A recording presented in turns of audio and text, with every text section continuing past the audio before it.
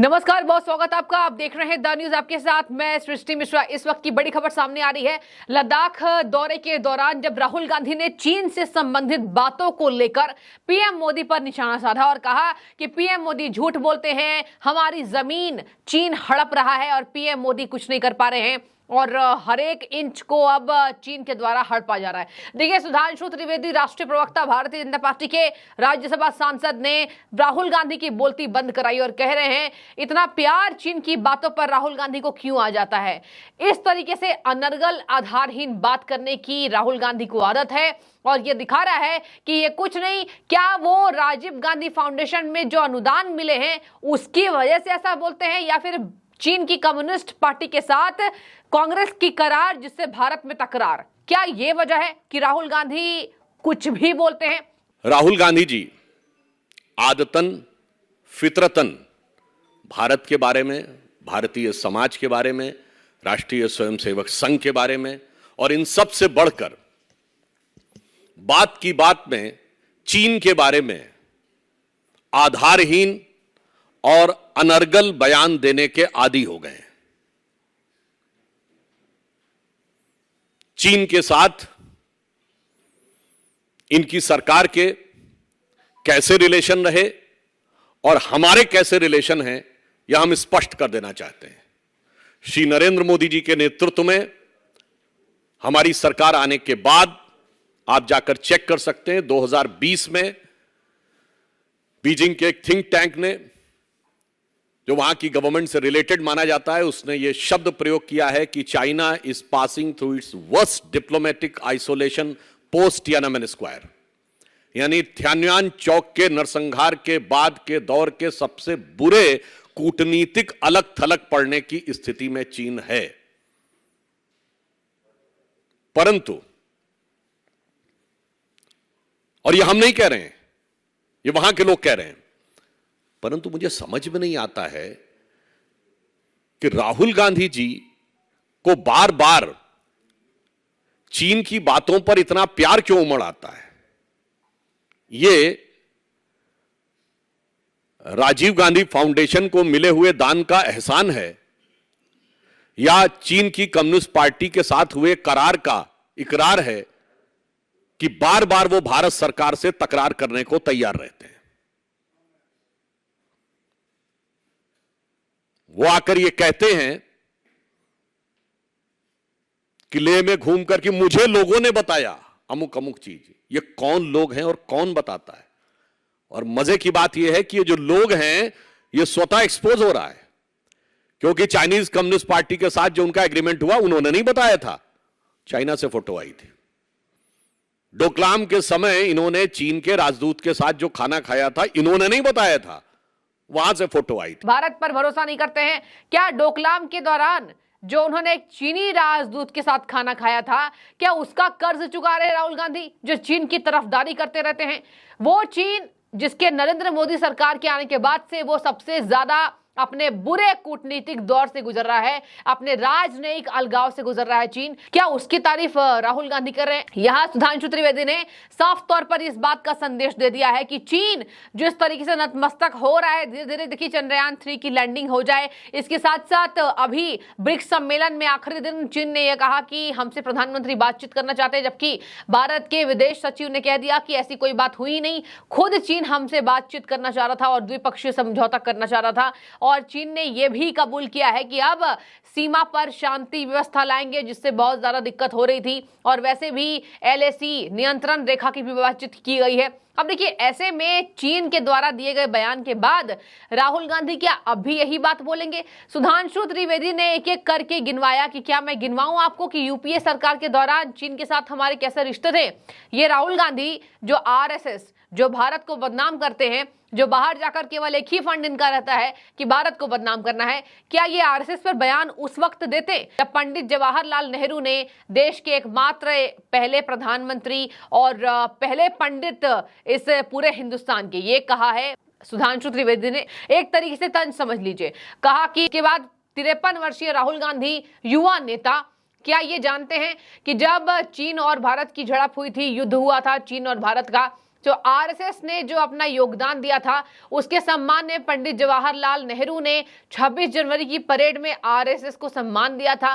क्या ये बात राहुल गांधी जानते हैं जो आरएसएस पर टिप्पणी करते हैं? क्या यही राहुल गांधी है जो हमेशा चीन के साथ खड़े नजर आते हैं?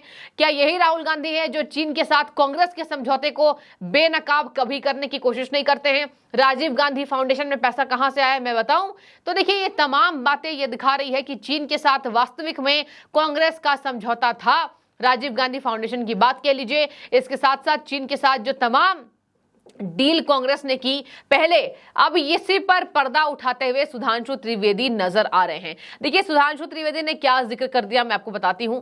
उन्होंने कहा कि हम चीन के साथ कांग्रेस सरकार के रिश्ते और चीन के साथ अपने रिश्ते को स्पष्ट करना चाहते हैं।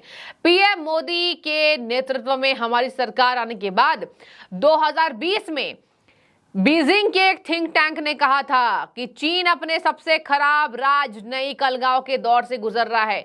तियानमेन चौक, मुझे समझ नहीं आता कांग्रेस सांसद राहुल गांधी बार बार चीन की बातचीत का प्यार क्यों बरसाते हैं। डोकलाम के दौरान उन्होंने चीनी राजदूत के साथ खाना खाया, क्या वो बताएंगे? उसका खुलासा बल्कि शेयर फोटोज के द्वारा हुआ जो चीन ने किया।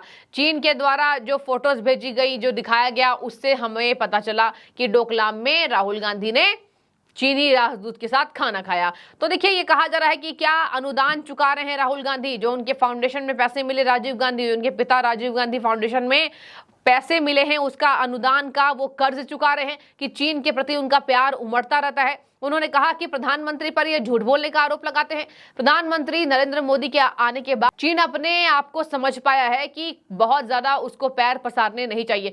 दर्शकों देखिए, सुधांशु त्रिवेदी ने यह भी माना कि पहले ये हुआ था, मैं मानता हूं कि लद्दाख में जिस तरीके से चीनी सेना ने झड़प किया था, जमीनों को कब्जाया गया था, लेकिन अब वैसा कुछ नहीं है। अब लगातार समझौतों पर डील हो रही है और चीन भी झुक रहा है। जो अभी हमने ब्रिक्स सम्मेलन के आखिरी दिन देख लिया, चीन ने दावा किया प्रधानमंत्री मिलना चाह रहे थे, जबकि भारत की तरफ से ये दावा को खारिज किया गया और कहा गया ये झूठ है।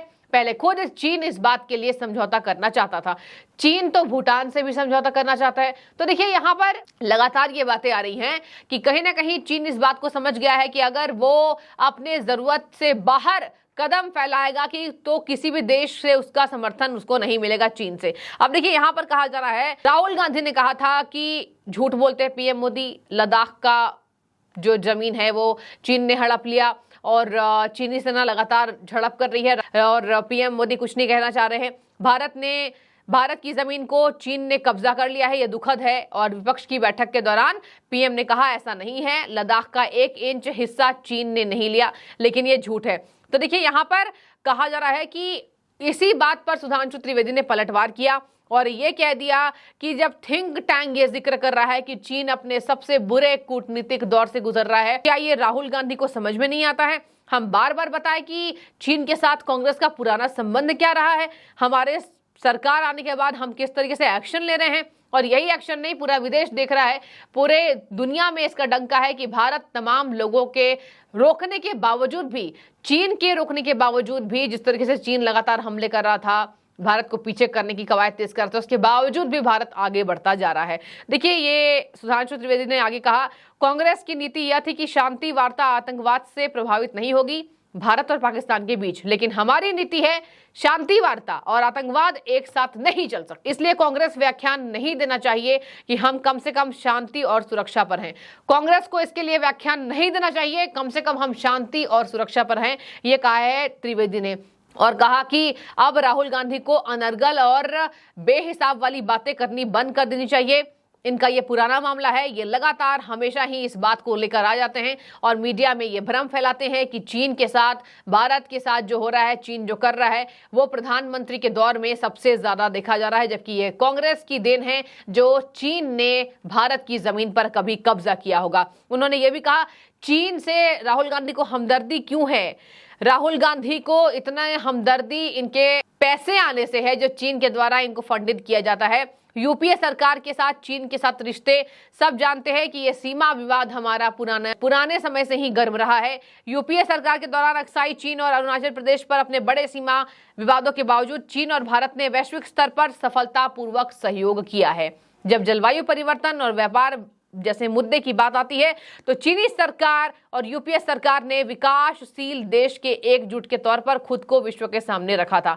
उस दौरान यूपीए सरकार और चीनी की कम्युनिस्ट सरकार के साझा एजेंडे में बहुत समानता पाई गई थी और यही साझा एजेंडे में समानता पाई गई है जिसका व्याख्यान बार बार सुधांशु त्रिवेदी ने कहा है। तो देखिए दर्शकों, ये बहुत गंभीर मुद्दा है कि चीन के साथ कांग्रेस के संबंध थे और अब राहुल गांधी उस बात को भूलकर कह रहे हैं कि लद्दाख में चीनी सेना झड़प कर रही है और हमारे जमीन को कब्जा रही है। भारत का जमीन जो है वो चीन लेकर जा रहा है और चीन को कहीं ना कहीं राहुल गांधी भारत से ज्यादा ताकतवर दिखाने की कोशिश कर रहे हैं और इस तरीके से भारत पर ही ये गहरा चोट है, ये गहरी चोट है भारत पर ही, जो भारत के लिए इस तरीके से बयानबाजी राहुल गांधी के हमेशा ही सामने आते रहते हैं। तो मोदी सरकार ने राह बदल दी है। देखते हैं अब चीन अपने जो कूटनीतिक के बुरे दौर से गुजर रहा है, जो थिंक टैंक में इसका जिक्र है, इस पर राहुल गांधी चुप्पी तोड़ते हैं या नहीं, देखने वाली बात होगी। चलिए शुक्रिया, आपकी जो भी राय हो जरूर रखें।